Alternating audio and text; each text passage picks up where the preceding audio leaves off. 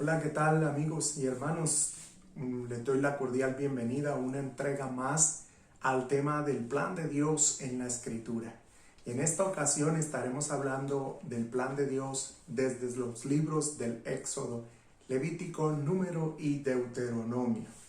Como siempre, un saludo especial a toda la gente que a lo largo del territorio nacional se conecta con nuestras redes sociales para disfrutar de este contenido de la palabra de Dios. Y un saludo especial a toda la gente que desde el exterior conecta con nosotros para escuchar la palabra del Señor.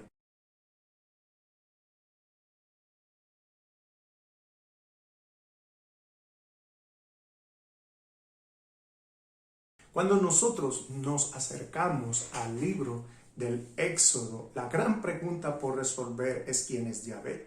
En el capítulo 3, cuando Dios se le presenta a Moisés, Moisés le pregunta a Dios por su nombre. Esto es importante porque en la cultura de Medio Oriente el nombre revela la naturaleza de quien lo posee. De allí que Moisés pregunte a Dios de esta manera: ¿cuál es tu nombre?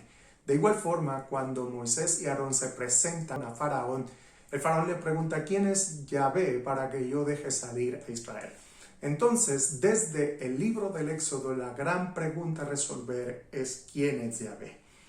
Valga aclarar que a lo largo de esta predicación me referiré al Éxodo no solo como el libro, sino al evento que cubre desde el hecho de que los hijos de Israel son oprimidos, el llamamiento de Moisés, hasta la posesión de la tierra bajo el mando de Josué.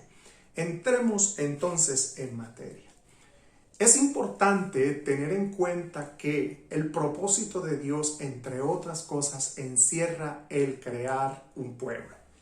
En el libro de Génesis, cuando Dios creó a Adán y Eva, Malaquías, refiriéndose a este hecho, nos dice que Dios creó al hombre y a la mujer porque a través de ello buscaba una simiente. Dios se propone buscar un pueblo. En Génesis ya habíamos visto que Dios había llamado a Abraham, Isaac y Jacob con el propósito de bendecirlos, hacer a través de su descendencia una nación y levantar una simiente para reconciliar a los pueblos de la tierra con él. En Génesis 17, Dios le dice a Abraham que tomará a su descendencia como su pueblo, ha de poner en ellos su pacto. No obstante, Dios también había dicho a Abraham en Génesis 15 que su descendencia sería esclava en pueblo extranjero por 400 años y que Dios le libraría del poder opresor y los traería a la tierra que él juró darles. Cuando nosotros abrimos el libro del Éxodo nos habla del cumplimiento de la promesa de Dios a Abraham. El capítulo 1 nos dice que Israel se multiplicaba, llegaron a ser muchos. Dios había dicho a Abraham que multiplicaría su descendencia.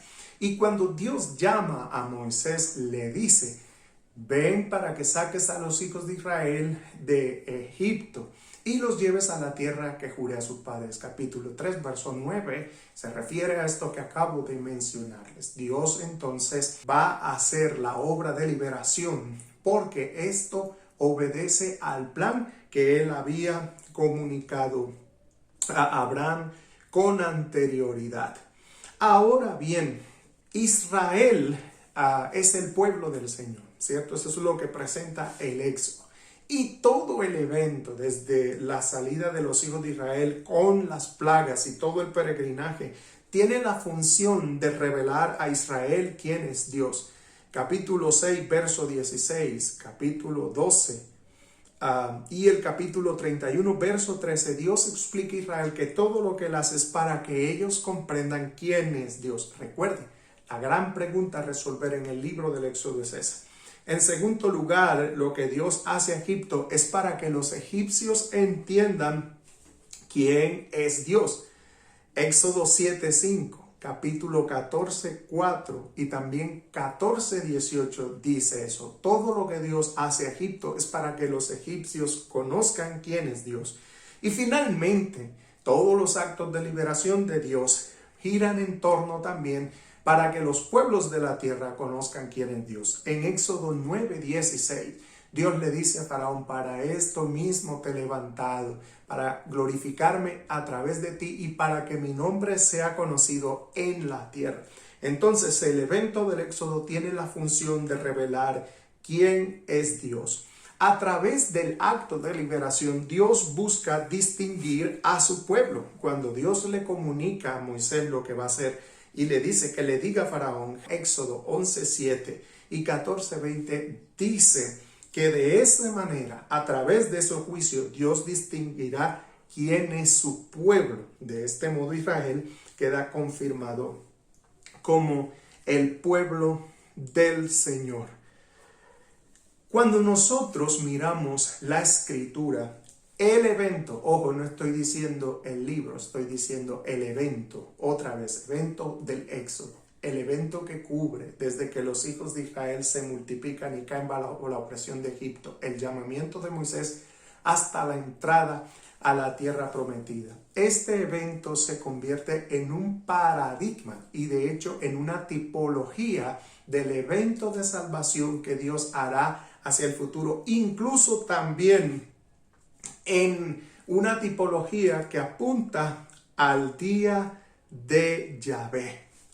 Otra vez, recordemos que el plan de Dios es discernido a través de los pactos y las promesas que Dios concertó con quienes llamó: Adán, Noé, Abraham, Isaac, Jacob. Y en este caso será Israel. En Éxodo, el libro de Éxodo, desde el capítulo 19 hasta el 24, se nos habla que Dios concerta un pacto con Israel. Este pacto tiene las formas de pacto de vasallaje del Medio Oriente antiguo. Y a través de ese pacto, Dios bosqueja la salvación del futuro. En el Nuevo Testamento, Colosenses capítulo 2, verso 15 al 17, en Hebreos 8:1 y en Hebreos capítulo 10, verso 1 en adelante, se nos dice que la ley, que el pacto de Dios contiene la sombra de lo que Dios habría de hacer en el futuro. Es decir, que el pacto que Dios celebró con Israel proyecta de manera imperfecta la obra de salvación que Dios habría de hacer. Recordemos que esto también lo hace Dios a través de la tipología. Dios bosqueja su plan a través de símbolos proféticos que apuntan a la persona de Jesús, a su obra, que apuntan al plan que Dios tiene con su pueblo. Las tipologías son personas, las tipologías son eventos, son ceremonias, son instituciones, son ritos, son cosas que apuntan de modo profético a la persona de Jesús, a su obra y también al día final de Dios. Un detalle que yo quiero mencionar en el Éxodo es la teofanía. Por teofanía entendemos las manifestaciones de Dios y una de ellas es el ángel de Yahvé. En el capítulo 3, cuando Dios llama a Moisés, Dios se le aparece en una zarza de fuego ardiendo. Moisés va a Dios y cuando se acerca, Dios lo llama. El texto bíblico nos dice que quien se apareció a Moisés en la zarza era el ángel de Jehová. Este ángel, de acuerdo al Éxodo, es el ángel que habría de guiar a Israel a la tierra prometida. En Éxodo 23:20, Dios le dice a Israel a través de Moisés que Él enviará a su ángel para que les introduzca en la tierra y le guarde del camino. Dios pide a Israel que obedezca la voz del ángel porque el ángel no perdonará su rebelión porque en él está su nombre. Verso 21 es importante esa expresión, el nombre. En ese ángel que es distinto a Dios está el nombre de Dios. Otra vez, el nombre en Medio Oriente es importante porque el nombre expresa la naturaleza de quien lo posee. En este caso, si el ángel posee el nombre de Dios, es porque el ángel tiene la naturaleza de Dios, es como Dios mismo. De ahí que cuando el ángel se aparece a las personas, las personas temen morir. Recordemos que en Éxodo, cuando Moisés pide ver a Dios, Dios le dice que nadie lo puede ver, no hay hombre que lo haga porque morirá. Gedeón es un caso, capítulo 6, cuando ve el ángel, Gedeón piensa que va a morir. Igual pasa con los padres de Sansón. ¿Por qué? Porque el ángel es como Dios, es Dios mismo. ¿Por qué esta teofanía es importante? Porque en el libro de Malaquías, capítulo 3, hablando de la salvación futura, y recordemos que el Éxodo se convierte en paradigma de interpretación de la salvación divina, y luego veremos esto en la medida que vayamos avanzando en esta serie. Cuando vayamos a lo largo de la escritura, nos vamos a dar cuenta cómo la salvación futura está bosquejada en el lenguaje del Éxodo. Pero refiriéndonos al ángel, Malaquías 3, Dios dice: he aquí yo envío mi mensajero delante de mí, el cual preparará el camino, y vendrá súbitamente al templo el ángel del pacto, a quien vosotros esperáis. Cuando Malaquías habla de que vendrá el ángel del pacto, se está refiriendo precisamente a este ángel que se menciona en el libro del Éxodo, capítulo 23, verso 20, que no es otra cosa que Dios mismo. Malaquías, cuando profetiza, Israel está regresando del exilio, y Malaquías proyecta hacia el futuro que bajo el exilio, cuando Israel esté en esta situación, Dios enviará de nuevo a un mensajero. Recordemos que esto es una evocación de Moisés. Moisés es el profeta que va junto al ángel para buscar y liberar a Israel. Cuando nosotros leemos el Evangelio de Marcos en el capítulo 1, Marcos, empezando su evangelio, cita esta profecía de Malaquías para presentar a Juan el Bautista como el mensajero, como aquel Elías que habría de venir. De hecho, en el capítulo 1, verso 6 de Marcos, a Elías se le presenta vestido de pelo de camello con un cinturón de cuero. Cuando nosotros leemos el segundo libro de Reyes, Elías aparece con esa vestidura. Marcos presenta la vestidura de Juan para con ello decirnos que él es el Elías que profetiza Malaquías.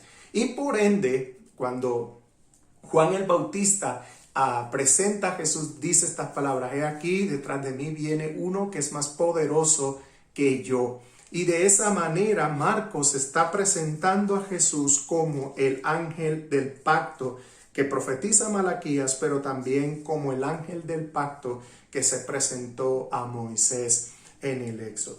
Ahora bien, refiriéndonos a las tipologías que bosqueja tanto el libro de Éxodo como el libro de Levítico, como el libro de Números y el Deuteronomio, nos remitiremos a la siguiente.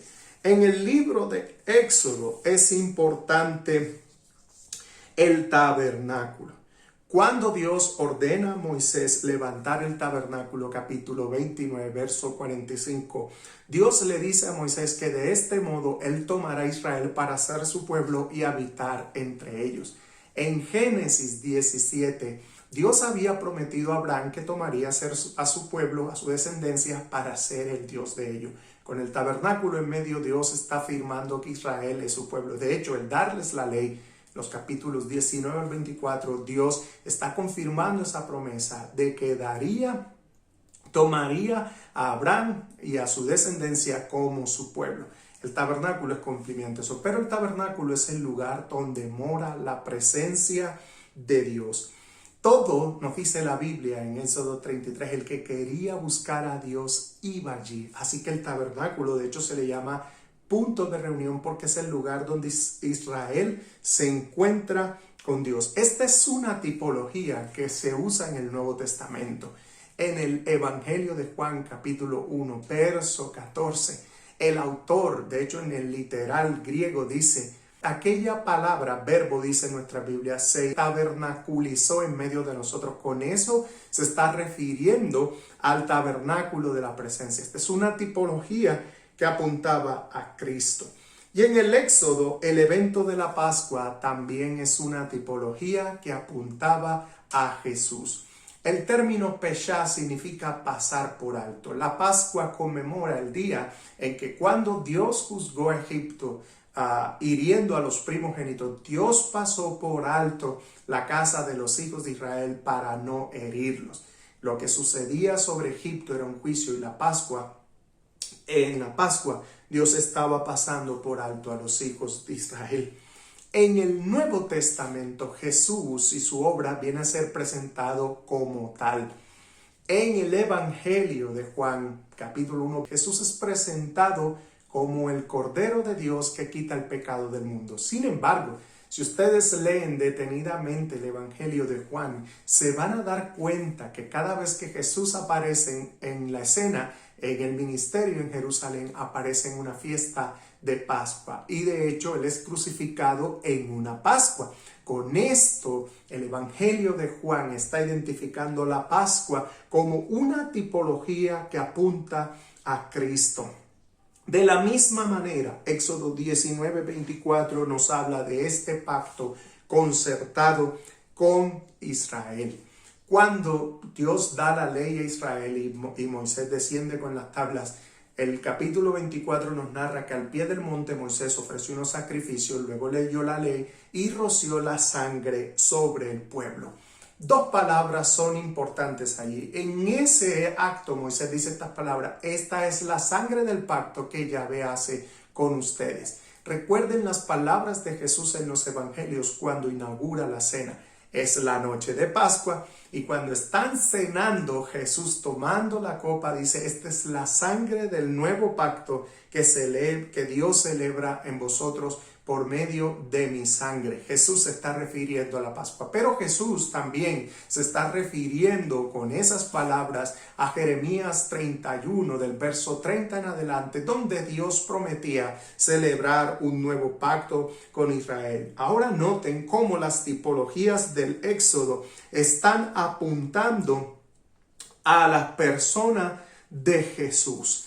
Cuando nosotros nos acercamos al libro de Levítico, es importante en este libro, incluso en los primeros capítulos del Número, la institución del sacerdocio. ¿Para qué puso Dios sacerdote en medio de Israel? Noten un detalle importante. La función principal del sacerdocio es interceder. Él es quien ofrece sacrificios. Levítico capítulo 1 al 7 nos narra perfectamente las diferentes clases de sacrificios, pero especialmente los sacrificios que tienen que ver con el pecado. El sumo sacerdote es el instrumento de Dios, es el mediador para el perdón de los pecados. Él ofrece sacrificios e incluso intercesión por Israel, por los temas que tienen que ver con el pecado. También es un mediador, en tanto que cuando Israel tiene situaciones en las que necesita conocer la voluntad de Dios, el sacerdote porta bajo el pectoral lo que se llama Urim Tumim, traducción literal, luces y perfecciones, pero nadie conoce las formas. El hecho es que cuando Israel necesita consultar a Dios, el sumo sacerdote a través de Urim Tumim consulta la voluntad de Dios y da respuesta. Él es un mediador, por decirlo así, de la voluntad divina. En Levítico, los sacrificios por los pecados es importante y uno es el que sobresale. Capítulo 16 de Levítico nos habla del sacrificio de expiación. Este era un sacrificio que se hacía una vez al año por los pecados de todo el pueblo. La palabra expiación en hebreo es kafar, que significa cubrir. Y la primera vez que esta palabra es usada en el Antiguo Testamento aparece cuando Jacob se va a reencontrar con su hermano Esaú. Jacob tiene miedo y envía presentes junto con sus siervos. Y les dice a sus siervos, cuando Esaú les pregunta a ustedes, ¿qué es esto? Dice, es un presente para mi señor. El literal dice, para cubrirle la cara.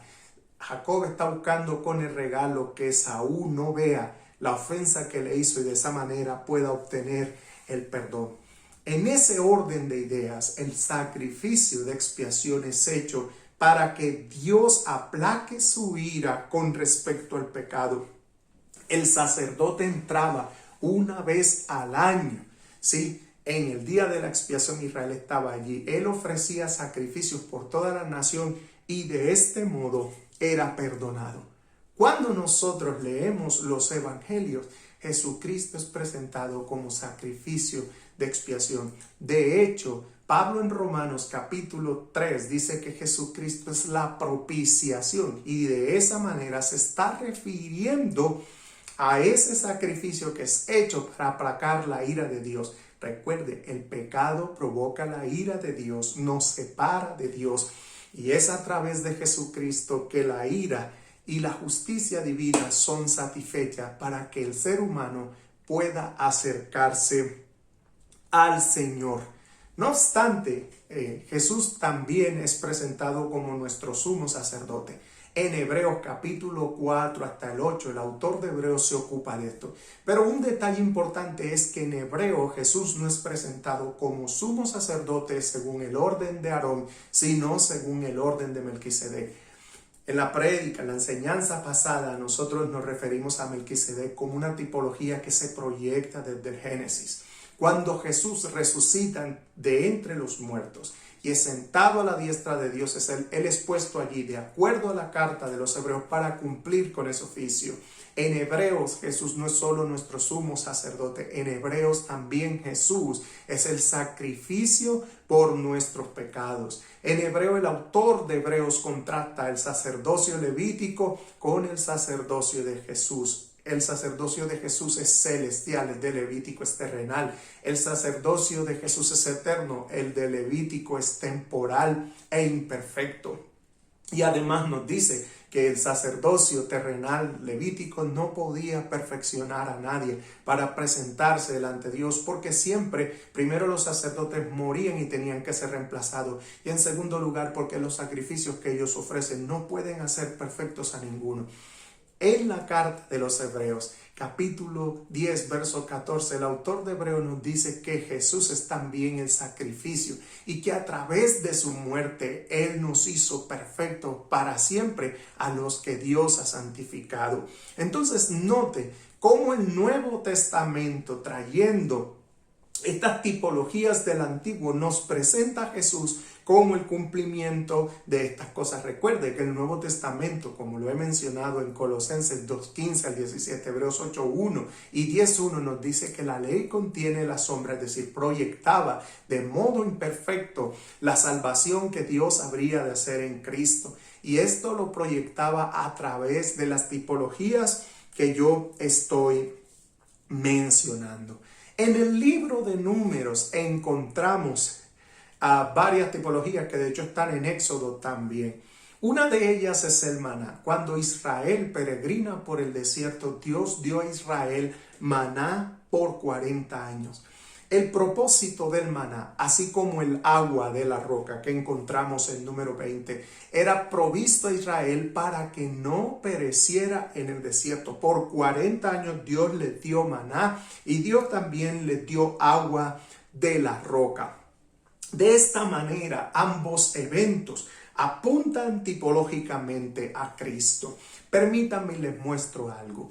En Juan capítulo 6, cuando Jesús hace la multiplicación de los panes, la gente entiende que Jesús es el profeta. ¿Por qué hace esa relación? Porque Moisés también dio pan a Israel en el desierto. ¿Qué pan dio? Maná. Jesús hace la relación. Jesús dice: Moisés no les dio a ustedes el pan del cielo, refiriéndose al maná, sino mi Padre les da el verdadero pan del cielo, el que desciende vivo. Y con estas palabras Jesús se refiere a sí mismo. Así como el maná dio vida, y era una vida temporal, porque los padres de Israel comieron maná y Jesús mismo y se murieron. Y la prueba está en el libro de Números. A pesar de que comieron maná, tentaron a Dios y perecieron. Sin embargo, Jesús, como pan vivo que desciende del cielo, y en este caso como alimento que da vida, y esa es la relación que se hace, Jesús es dado para que todo aquel que crea, aunque muera, viva para siempre. De hecho, Jesús dice: no morirá para siempre.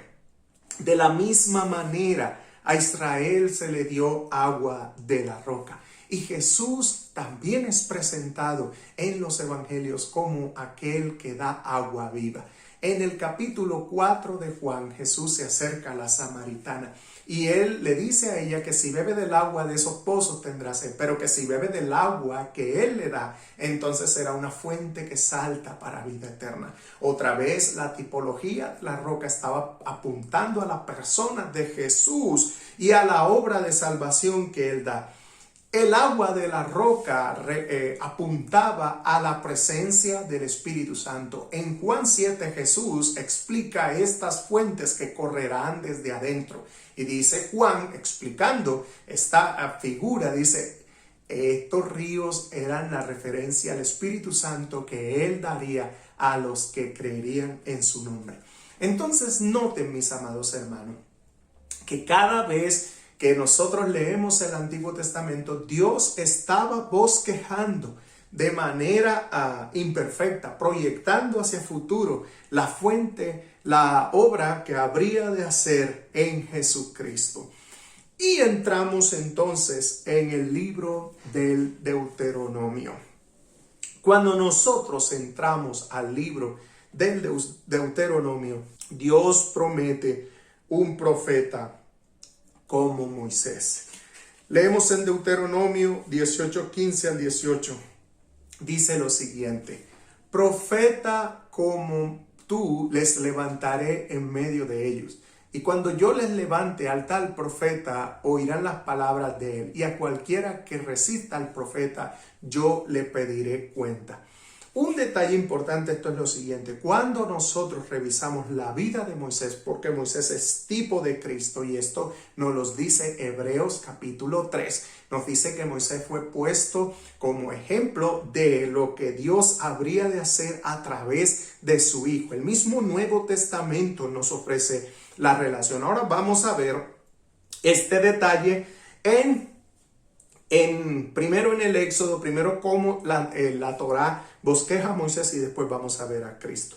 Primero en la Torá, en el Pentateuco, en el libro de Éxodo, Moisés es alguien que es como Dios. Capítulo 7, verso 1, cuando Moisés va hacia Faraón, Dios le dice estas palabras a Moisés: he aquí te he constituido como Dios delante de Faraón y Aarón será tu profeta. En segundo lugar, Moisés es un profeta que brilla con la gloria de Dios. Éxodo 34, verso 27 en adelante, cuando Moisés baja de la montaña de recibir por segunda vez las tablas de la ley, dice que su rostro brillaba y su piel a causa de la gloria divina. De Moisés nos testifica el Pentateuco que él es fiel a Dios en todo asunto que refiere a él. Número 12 nos dice eso. Número 12 nos dice que Moisés era fiel en todas las cosas que a Dios atañe. El libro de Deuteronomio, capítulo 34, verso 10, nos dice que no hubo otro profeta en Israel que realizara los milagros de Moisés. Además, Moisés fue mediador del pacto que Dios dio a Israel, capítulo 19 al verso 24. Y Moisés guió a Israel en la verdadera adoración. Leyendo estas promesas, leyendo estas tipologías, los autores del judaísmo previo a Jesús entendieron desde el Antiguo Testamento que Dios habría de levantar un profeta como Moisés. Que otra vez estos escritores entendieron que cuando ese profeta apareciera, Israel volvería a estar en días similares a los que vivió bajo la opresión de Egipto. Estaría otra vez en las mismas situaciones, que Dios haría milagros extraordinarios por el profeta, incluso más grandes que los de Moisés. Y dijeron además que este profeta reinterpretaría la Torá y guiaría a Israel a la verdadera adoración. Cuando nosotros abrimos el Nuevo Testamento, por mencionar algunos casos, Jesús es presentado como un profeta, como Moisés. Permítame hacer varias relaciones. La primera está en el capítulo 2 de Mateo. Cuando Jesús nace, la Biblia dice que hubo mortandad de niños. Cuando Moisés nace bajo la mortandad de los hijos de Israel. Recordamos que cada hijo varón era asesinado para que Israel no se multiplicara. En segundo lugar, Moisés dio la ley al pueblo y enseñaba desde el monte esa ley. Jesús en el capítulo 5 de Mateo es mostrado enseñando a la multitud y está referenciando o disertando sobre la Torá. Y haría milagros más grandes que Moisés. Desde el capítulo 8 en adelante, el Evangelio de Mateo nos muestra a un Jesús que hace milagros más grandes que Moisés. Moisés no abrió los ojos a los ciegos. Moisés no abrió el oído a los sordos. Moisés no hizo a los mudos hablar. Moisés no liberó a nadie de demonios. Moisés no resucitó muertos. Y lo más grande es que Moisés no realizó ningún tipo de sanidad. Jesús sí. De esta manera, el Nuevo Testamento está presentando a Jesús como ese profeta. Y un detalle más. Cuando Jesús está orando en el monte, la Biblia dice en el capítulo 17 de Mateo que Él se transfiguró. De hecho, sus vestidos se hicieron más resplandecientes que el sol, muy blancos.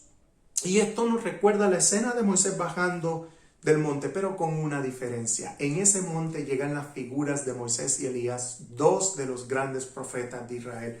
Moisés, el dador de la ley. Cuando la voz de Dios viene en una nube, como venía Moisés que hablaba desde la nube, y la voz ve a estos tres personajes, a Elías, a Moisés y al Hijo de Dios en medio. La voz no dice escuchen a Moisés, la voz dice este es mi Hijo amado, obedézcanlo a él. Literalmente dice a él oíd.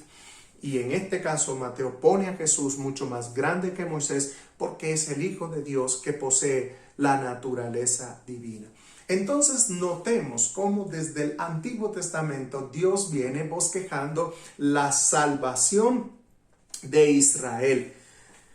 Un detalle importante también que aparece en estos libros, Éxodo, Levítico, Número y Deuteronomio, especialmente Éxodo y el Deuteronomio, es que todo el evento del Éxodo, y recordemos lo que dije al principio, el evento del Éxodo entendido como la multiplicación de Israel, el nacimiento de Moisés y su llamamiento, y la entrada a la tierra prometida por mano de Josué, es el tema del reposo. De hecho, este tema viene siendo bosquejado desde el libro de Génesis, capítulo 2, verso 1 al 4, con Noé como instrumento de salvación para dar reposo a los seres humanos del duro trabajo que Dios les impuso por causa de la tierra que Dios maldijo. De hecho, Génesis 5, 28, 29 lo dice así. Dios había escogido a Noé para darles reposo a los hombres.